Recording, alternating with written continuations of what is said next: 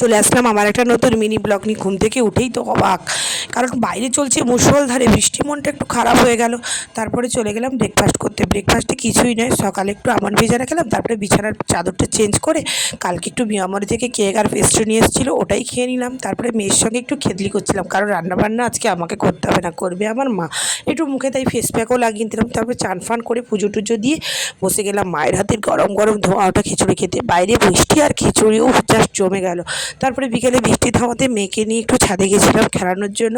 তো মেয়ে খেললো, নিচে এসে তো মেয়ে খুব অবাক, আমার বাবা এসছে ওর জন্য আইসক্রিম নিয়ে। ও তো খাচ্ছে, ওকে চাইতে ও তো না ছাড়া হ্যাঁই বললো না।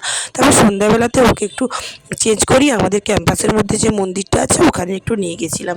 তারপরে ফিরে এসে তো আমি খুব খুব অবাক, কারণ মা আবার বানিয়েছিল মায়ের হাতে স্পেশাল সেই চিকেন বিরিয়ানি। কারণ আজকে যেহেতু বাবা এসছে, আমরা তো রোজ দিনই খাই, বাবা তো তেমন খায় না, তার জন্য আবার আজকে হয়েছিল চিকেন বিরিয়ানি।